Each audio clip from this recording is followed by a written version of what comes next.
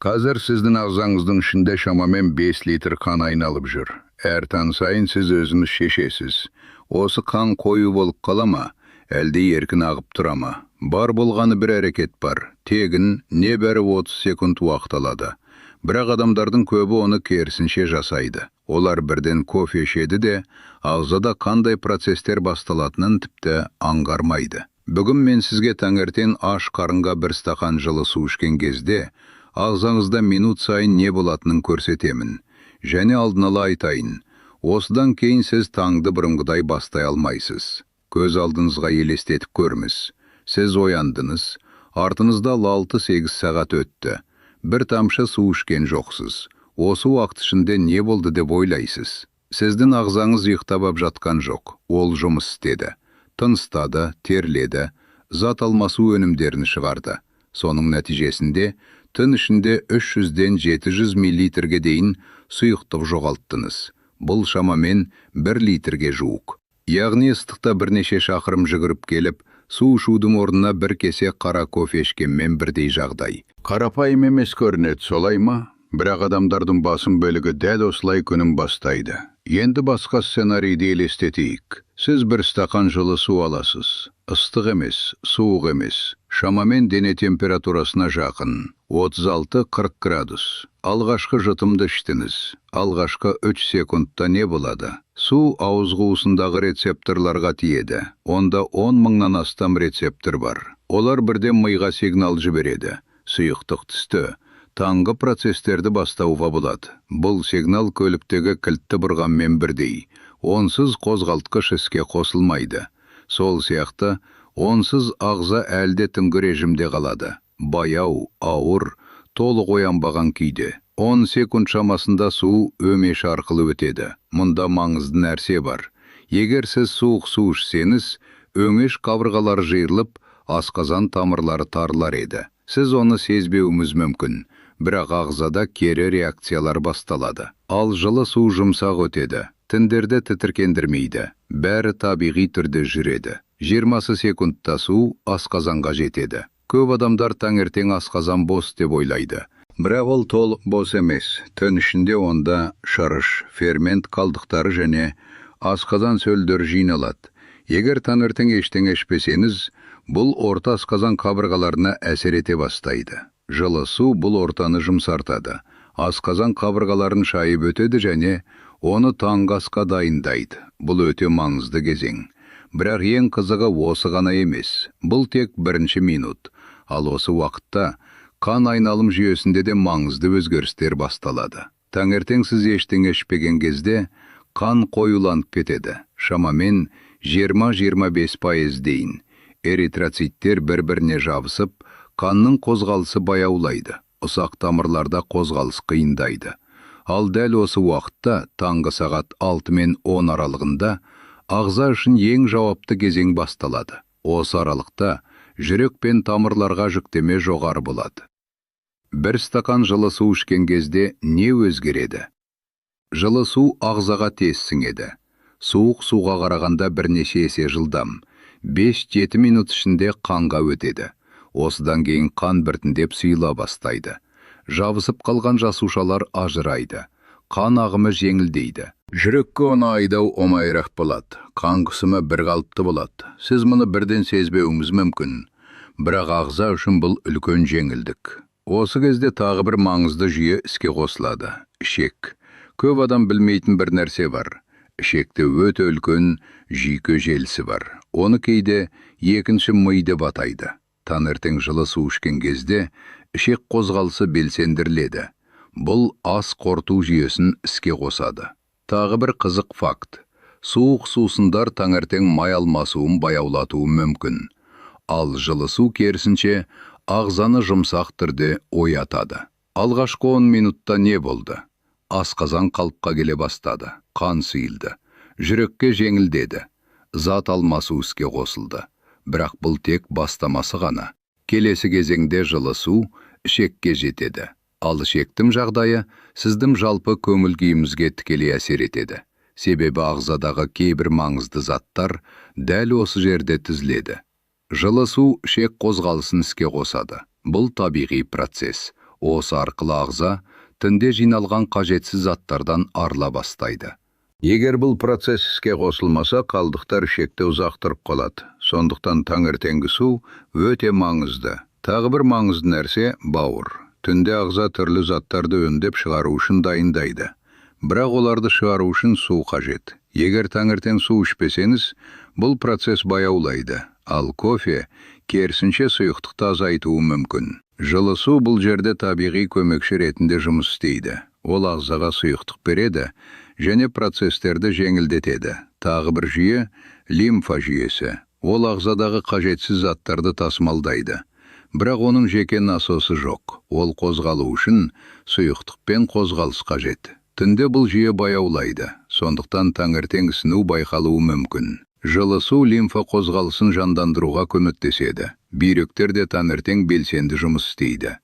Олар ағзадан қажетсіз заттарды шығарады. Бірақ ол үшін де су қажет. Егер сұйықтық жетіспесе, бұл процесс қиындайды. Ал жылы су бүйрекке жүктемені жеңілдетеді. Енді ең маңызды деңгей – жасушалар.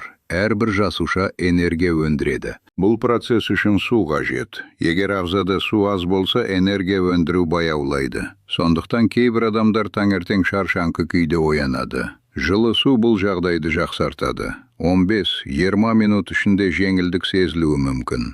Теріге де әсері бар. Таңертең тері құрғақ көрінуі мүмкін. Бұл көбінесе сусызданумен байланысты. Жылы су іштен ылғалдандыруды бастайды. Бұл бірден байқалмауы мүмкін. Бірақ уақыт өте өзгеріс көрінеді. Сол сияқты буындар мен омыртқа да сұйықтыққа тәуелді. Түнде олар қалпына келеді, бірақ ол үшін су қажет. Мида судың жетіспеуіне өте сезімтал. Тіпті аз ғана сусыздану ойлау жылдамдығына әсер етуі мүмкін. Сондықтан таңертең су ішу бұл тек әдет емес, ағзаға қолдау. Енді нақты қалай ішу керек? Температурасы 36-40 градус. Көлемі 200-250 мл. Ішу тәсілі асықпай, ұрттап. Уақыты оянғаннан кейін бірден. Тамақтан бұрын кемінде 15-20 минут. Қосымша ретінде лимон немесе басқа ингредиенттер қосуға болады. Бірақ негізгісі судың өзі. Егер бұл әдетті күн сайын жасасаңыз, өзгерістер біртіндеп байқалады. Алғашқы күндері ағза бейімделеді. Бір апта ішінде жеңілдік сезіледі. 2 аптада ас қорыту жақсарады. 1 айда жалпы жағдай өзгереді. Ең бастысы – тұрақтылық. Мен сізге бір ғана нәрсе ұсынамын. Келесі 30 күн бойы таңертең 1 стакан жылы су ішіп көріңіз. Өзгерістерді бақылаңыз. Себебі ең сенімді дәлел өз тәжірибеңіз. Біз негізгі процестерді қарастырдық. Енді ең маңызды бөлігіне келеміз. Нақты нұсқаулық пен уақыт бойынша өзгерістер. Себебі көп адам жылы су пайдалы екенін естиді, бірақ қалай дұрыс істеу керегін білмейді. Ал дәл осы жерде қателік жиі кетеді. Ең алдымен температура. Су міндетті түрде жылы болу керек. Шамамен 36-40 градус. Яғни дене температурасына жақын. Мұны термометр сізде тексеруге болады. Қолымыздың ішкі жағына тамызып көріңіз. Егер нейдір ыстық, нейдір суық сезілмесе, дұрыс температура. Суық су ішсеңіз, ағза оны жылыту үшін уақыт жұмсайды. Алтым ыстық су асқазан мен өңешті тітіркендіруі мүмкін. Сондықтан орташа жылы су ең тиімді нұсқа. Келесі көлем. Көп адам ойлайды. Неғұрлым көп ішсең, соғұрлым пайдалы. Бұл дұрыс емес. Орташа мөлшер 200-250 мл, яғни 1 стақан. Егер салмағыңыз 80 килограммнан жоғары болса, 300 мл-ге дейін көбейтуге болады. Бірақ таңертең бірден 400-500 мл ішу ұсынылмайды. Асқазан әлі толық оянбаған кезде артық көлем жайсыздық тудыруы мүмкін. Енді қалай ішу керек? Бұл да маңызды. Суды бірден жұтып жібермей, жайлап ұрттап ішіңіз. 1 жұтым, қысқа үзіліс, тағы 1 жұтым. Барлығы шамамен 1-2 минутқа созылсын. Бұл тәсіл рецепторларда сигнал беруге, асқазанға бейімделуге мүмкіндік береді. Келесі уақыт. Бұл жерде нақты ереже бар. Суды оянғаннан кейін бірден ішу керек. Тіс жуар алдында да, Телефон қарамай тұрып та емес. Бірден. Неге? Себебі дәл осы сәтте ағза ең көп сұйықтықты қажет етеді. Содан кейін кемінде 15-20 минут тамақ ішпей күтіңіз. Бұл уақыт ішінде су ағзада өз жұмысын бастайды. Енді қосымша заттар туралы қысқаша. Лимон қосуға болады. Ол ас қорыту жүйесін жеңіл түрде белсендіреді. Бірақ егер асқазан сезімтал болса, қоспауға болады. Бал, сақтықпен. Ол қант көзі болғандықтан бәріне бірдей жарамайды. Куркума кей жағдайда пайдалы болуы мүмкін, бірақ міндетті емес. Ең бастысы судың өзі. Қалғаны қосымша ғана. Енді ең қызықты бөлігі уақыт бойынша өзгерістер. Алғашқы 3 күн. Бұл кезеңде ағза үйренеді. Зәр шығару жиілеуі мүмкін. Бұл қалыпты. Ағза артық заттарды шығара бастайды. Іште аздап қозғалыс, дыбыс болуы мүмкін. Бұл да қалыпты реакция. 4-7 күн. Бірінші нақты өзгерістер байқалады. Таңертеңгі қозғалыс жеңілдейді. Буындардағы қаттылық азаяды. Ояну жеңіл болады. Көп адам айтады, бұрын толық ояну үшін 1 сағат қажет болса, енді 20-30 минут жеткілікті. 2 апта. Ас қорыту жүйесі тұрақтанады. Таңертеңгі режим қалыпқа келеді. Теріде өзгере бастайды. Сыртта үлкен өзгеріс болмаса да, серпімділігі артады. Құрғақтық азаяды. 3 апта. Энергия деңгейі өзгереді. Таңертең ояну жеңілдейді, күн ішінде шаршау азаяды. Ұйқы да жақсарады. Кешке тезірек тынышталып, терең ұйқыға кету оңайырақ болады. 1 ай. Бұл жерде жинақталған әсер көрінеді. Жалпы жағдай жақсарады. Кейбір адамдар анализдерінде де өзгеріс байқауы мүмкін. Бірақ ең маңыздысы сезім. Ағза жеңіл жұмыс істей бастайды. Енді маңызды ескерту. Егер сізде бүйрекке қатысты күрделі мәселелер болса, немесе жүрек жұмысы әлсіз болса, сұйықтық мөлшерін бірден көбейтпей, біртіндеп бастаған дұрыс. Егер су ішкенде жайсыздық сезілсе, оған назар аударыңыз. Ең бастысы, өз ағзаңызды тыңдау. Қорытындылайық. Біз бір ғана қарапайым әрекетті қарастырдық. Таңертең 1 стақан жылы су. Бірақ оның әсері көптеген жүйелерге таралады. Асқазан, қан айналымы, ішек, лимфа, бүйрек, жасушалар, тері, буындар, ми. Бір әрекет, бірнеше әсер. Сондықтан мен сізге қарапайым ұсыныс беремін. Келесі 30 күн бойы осы әдетті қолданып көріңіз. Күн сайын таңертең. Өзгерістерді бақылаңыз. Өзіңізге сұрап қойыңыз. Не өзгерді? Себебі ең сенімді нәтиже бұл сіздің өз тәжірибеңіз. Енді бір маңызды сәтті толық жабайық. Көп адам ойлайды. Жақсы, жылы су ішу пайдалы екен, бірақ 1 күн ішсем де жеткілікті шығар. Жоқ. Мұнда ең негізгі фактор тұрақтылық. Ағза бір реттен емес, қайталанатын әрекеттен өзгереді. 1 күн іштіңіз, жеңілдік болуы мүмкін, бірақ нағыз өзгеріс күн сайын қайталанғанда ғана пайда болады. Сіз елестетіп көріңіз. Егер әр таң сайын ағзаңыз сұйықтықпен оянып отырса, онда барлық жүйелер біртіндеп жаңа режимге үйренеді. Бұл жай ғана әсер емес, бұл қалыптасқан әдет болады. Тағы бір жиі кездесетін сұрақ. Егер мен таңертең аш болмай тұрсам ше? Бұл жерде маңыздысы аштық сезімі емес, ағзаның күйі. Таңертең асқазан бос, бірақ ағза жұмыс істеп тұр. Сондықтан су ең дұрыс бастау. Кейбір адамдар айтады, мен таңертең шай ішемін, сол жеткілікті емес пе? Жоқ. Шай да, кофе де таза су емес. Олардың құрамында басқа заттар бар. Ал ағзада таңертең бірінші кезекте қажет нәрсе дәл таза су. Тағы бір қателік кешіктіру. Адамдар алдымен телефон қарайды, кейін ваннаға барады.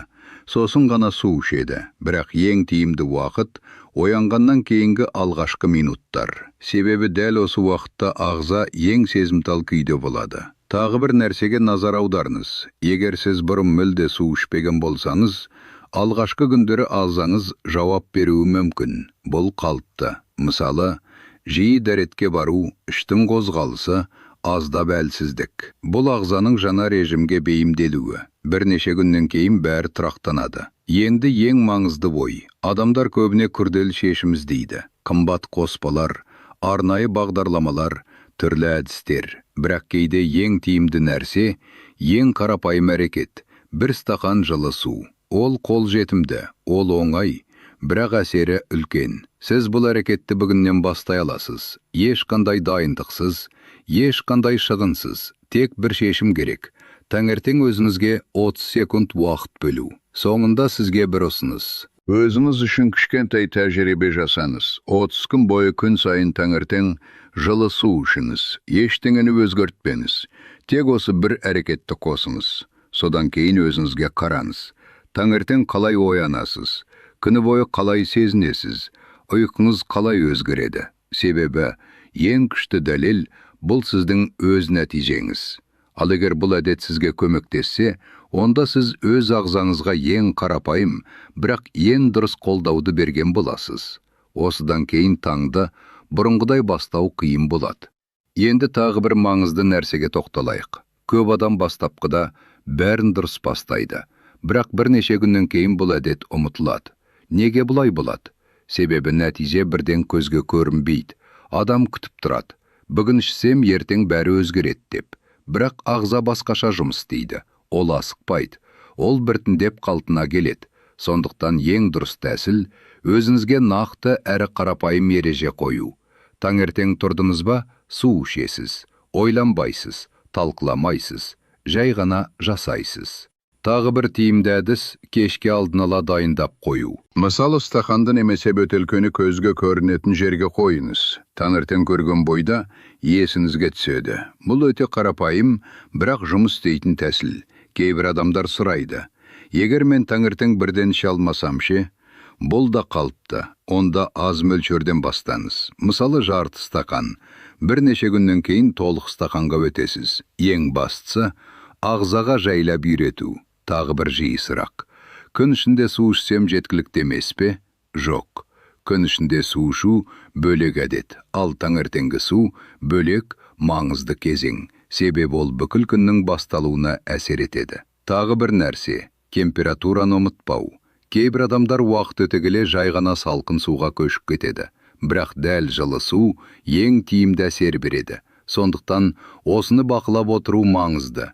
Енді өзіңізге бір сұрақ қойыңыз. Сіз таңертең қалай бастайсыз? Асығыс, бірден кофе ме? Әлде тыныш, саналы түрде ағзаға көмектесетін әрекет пе? Бұл кішкентай таңдау сияқты көрінеді, бірақ ол күннің қалай өтетініне әсер етеді. Егер сіз осы әдетті сақтай алсаңыз, бір айдан кейін ол автоматты түрде орындалады. Сіз ойланбай-ақ жасайсыз. Ал ең қызығы, бір күні су ішпей қалсаңыз, өзіңіз-ақ айырмашылықты сезесіз. Ағзаңыз сізге белгі береді. Бұл әдеттің қалыптасқанның белгісі. Сондықтан өзіңізге уақыт беріңіз, асықпаңыз, бірақ тоқтамаңыз. Бір стақан жылы су бұл жай ғана кеңес емес, бұл күнді дұрыс бастау тәсілі. Және ол сіздің бақылауыңызда. Егер сіз шынымен өзгеріс жасарыңыз келсе, үлкен нәрседен бастау міндетті емес. Кішкентай, бірақ тұрақты әрекет жеткілікті. Сол әрекетті бүгін бастаңыз, ертең жалғастырыңыз. Бір апта, бір ай, тоқтатпай. Сонда нәтиже өзінен өзі келеді. Енді ең соңғы маңызды ойды айтайын. Сіз осының бәрін тыңдап отырып, бір сәт ойлануыңыз мүмкін. Шынымен осындай қарапайым нәрсе осынша әсер бере ала ма? Иә, дәл солай. Себебі мәселе күрделілікте емес, уақытында және дұрыс жасалған әрекетте. Ағзаңыз күн сайын бірдей циклмен жұмыс істейді. Түнде қалпына келеді, таңертең іске қосылады. Бірақ сол іске қосылу кезеңінде оған ең қажет нәрсе су. Егер сіз дәл сол сәтте ағзаға көмектессеңіз, ол сізге күні бойы жауап қайтарады. Ал егер елемесеңіз, ол бәрібір жұмыс істейді, бірақ қосымша жүктемемен. Бұл айырмашылық бір күнде байқалмауы мүмкін, бірақ айлар мен жылдарда жиналады. Тағы бір нәрсені түсіну маңызды. Бұл ғажайып әдіс емес, бұл база, негіз. Сіз дұрыс тамақтансаңыз да, қозғалыста болсаңыз да, түрлі тәсілдерді қолдансаңыз да, бәрі осы қарапайым негізден басталады. Ал егер негіз әлсіз болса, қалғанның әсерде толық болмайды. Сондықтан бұл әрекетті жай кеңес ретінде емес, күнделікті әдет ретінде қабылдаңыз. Сіз таңертең тұрасыз, бір стақан жылы су ішесіз. Осыдан кейін ғана күнді бастайсыз. Бар болғаны осы. Бірақ дәл осы қарапайым қадам ағзаны оятады, процестерді іске қосады, жүйелерді теңестіреді. Енді сізде екі таңдау бар. Біріншісі, бәрін бұрынғыдай қалдыру. Таңертең асығыс бастау, ағзаны күттіріп қою. Екіншісі, небәрі 30 секунд бөліп, өзіңізге көмектесу. Бұл таңдау күн сайын қайталанады, және дәл осы қайталану нәтиже береді. Сондықтан бүгіннен бастап көріңіз. Ертең тағы қайталаңыз. Бір аптадан кейін тоқтамаңыз. Бір айға жеткізіңіз. Содан кейін өзіңізге қараңыз. Сіз ештеңе жоғалтпайсыз. Бірақ ұтуымыз мүмкін нәрсе өз жағдайыңыз, өз энергияңыз, өз күндеріңіздің сапасы. Осыдан кейін таңды бұрынғыдай бастау қиын болады. Себебі сіз айырмашылықты сезесіз. Көп адам өзіне былай дейді: менде онсыз да бәрі жаман емес. Маған не үшін өзгеріс керек? Бұл қалыпты ой. Бірақ мәселе тек қазіргі жағдай туралы емес, болашақ туралы. Ағза күн сайын кішкентай сигналдар береді. Кейде біз оны байқамаймыз. Таңертең ауыр ояну, бас толық ашылмауы, денеде жеңіл ауырлық, шаршаудың тез келуі. Бұл үлкен мәселе емес сияқты көрінеді. Бірақ дәл осындай ұсақ белгілер уақыт өте келе жиналады. Ал қарапайым әдеттер осыны тоқтатуға көмектеседі. Сіз үлкен өзгеріс жасаудың қажеті жоқ. Диетаны бірден өзгерту, күрделі жүйе құру міндетті емес. Кейде бір дұрыс қадам жеткілікті. Сол қадам таңертеңгі су. Тағы бір сұрақ. Егер ұмытып кетсем ше, ондай жағдай болады. Бұл қалыпты. Ең бастысы өзіңізді кінәламау, келесі күні қайта жалғастыру. Тұрақтылық мінсіздік емес. Тұрақтылық қайта бастау қабілеті. Тағы бір кеңес. Өзіңізге белгі қойыңыз. Мысалы, ас үйде стақан тұрсын. Немесе телефонға жеңіл еске салғыш қойыңыз. Бірақ ең дұрысы, бұл әрекетті басқа әдетпен байланыстыру. Мысалы, тұрдыңыз, су ішесіз. Содан кейін ғана басқа істерге өтесіз. Осылайша ол автоматты әрекетке айналады. Енді бір қызық нәрсе. Бірнеше аптадан кейін сіз тек таңертең ғана емес, күн ішінде де суға көбірек мән бере бастайсыз. Бұл табиғи түрде келеді. Ағзаңыз өзі сұрай бастайды. Сол кезде сіз түсінесіз. Бұл жай кеңес емес. Бұл дұрыс бағыт. Соңында тағы бір рет қайталап өтейін. Бұл әрекет уақыт алмайды. Ақша талап етпейді. Күрделі емес. Бірақ әсері жүйелі. Сіз бір күнде өзгермейсіз. Бірақ күн сайын аздап жақсарасыз. Ал дәл осы аздап уақыт өте үлкен нәтижеге айналады. Сондықтан өзіңізге бір уәде беріңіз. Бүгін бастаймын деп, ертең жалғастырамын деп, және 30 күн тоқтамаймын деп. Сосын ғана қорытынды жасайсыз. Себебі ең маңыздысы сіздің өз нәтижеңіз. Ал оны көру үшін тек бір нәрсе керек: әрекет, бастау.